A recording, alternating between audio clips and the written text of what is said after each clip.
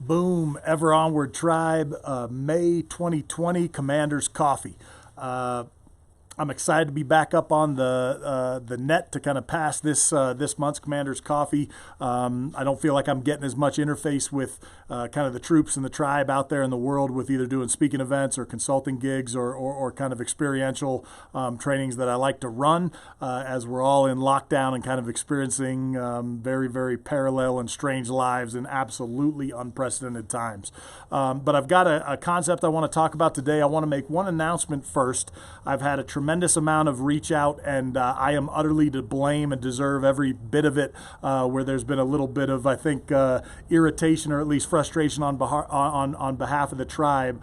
I thought this Commander's Coffee, I would be able to show you the produced piece from the medal that those of you that you contributed from the campfire sessions, what it was turned into and where it's gone. We were very close to having that completed. I actually have a bunch of great pictures that I'll share when it's ready and when it's time of the material of burning it down in a forge and melting it together. It was an unbelievable process that is still underway. That actually finally got to a very close level of completion when this pandemic hit. So all the metal is in a lump down at a buddy's shop that has a big forge that we melted it down in. We've got a good sense of what we're going to do. We've kind of created a brick out of it. We're going to slice that and create some kind of tokens and a neat, I think a very neat product that people will enjoy.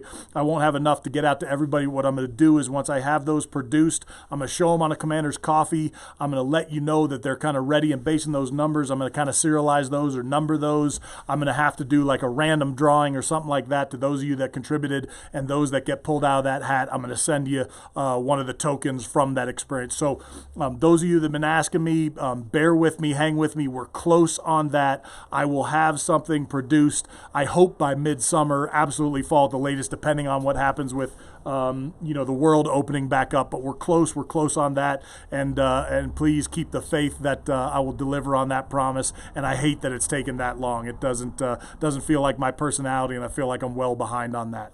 For the May's Commander's Coffee, I want to talk about General Custer. So this is a much known, sometimes maligned, and very interesting case study on human behavior and history. A lot of it is very contested, and I don't want to get into that. If you're a Civil War and American history buff and you've studied Custer from back to front, you can definitely defeat me on facts, points of performance, and details of this story. But I think the greater principle that I want to talk about will hold merit if we can just take on faith kind of the coined terms or the concept of General Custer's last stand and not dying on that hill as a principle. Then we'll be fine talking about what I want to talk about next. If you don't know any of the stories of General Custer, one of the reasons I enjoyed him, he went to West Point, which is the elite military academy for discipline, to move forward into the Army ranks, and he finished, I believe, if the history is right, dead last in his class, and that ranked by performance and so on.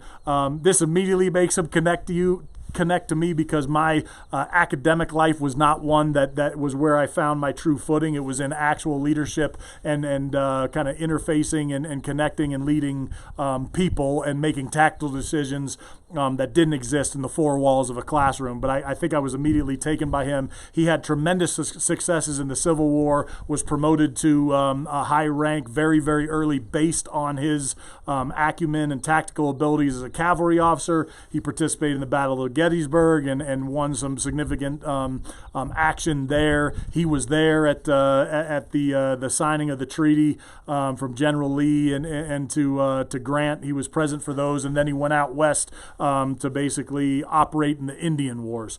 And so the famous Custer's last stand is when he ran into a far numerically superior force on a hill out in the mountains of Montana, and his entire 7th Cavalry and those men that were with him were decimated in that fight by multiple factions of warring Indian tribes who certainly, based on history, had every right to defend themselves and attack that 7th Cavalry. One of the kind of concepts concepts that comes out of that is this idea of not dying on the hill. Again, the actual combat of that day is much debated because, frankly, no one survived the fight, so it's impossible to tell the tale accurately. But the idea of not dying on a hill or not kind of staying inflexible and staying in a fight longer than you should is the one that I want to highlight. And particularly in these unseen times, I want to ask of you and have you think about the idea of not dying on a hill. That we're in this situation, we're kind of stuck right now in a place that seems immovable,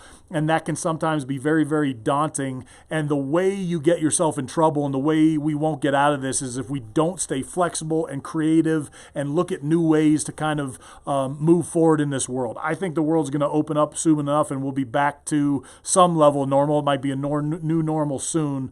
But one way to really think of this time and to utilize this time is to get creative. My primary business is speaking events and doing that, and I've translated that a bunch to smaller WebEx, Zoom meetings. Companies, individual teams can reach out to me. If you go to rourkedenver.com, there's an email place you can send me something. If you want me to do a little half-hour session with a concept, a principle, some question and answer, it's been an absolutely fantastic way for me to connect with folks, at a much more reasonable period of time, price point, to kind of get some interface with the team, with the tribe, and with whatever team you're running and leading. So don't die on the hill like Custer. Stay flexible, stay creative, look at new ways to entertain yourself, your family, your teams, and the way you lead your troops. And you're going to come out of the back end of this thing. We'll all come out of the back end of this thing much more healthy. Ever onward.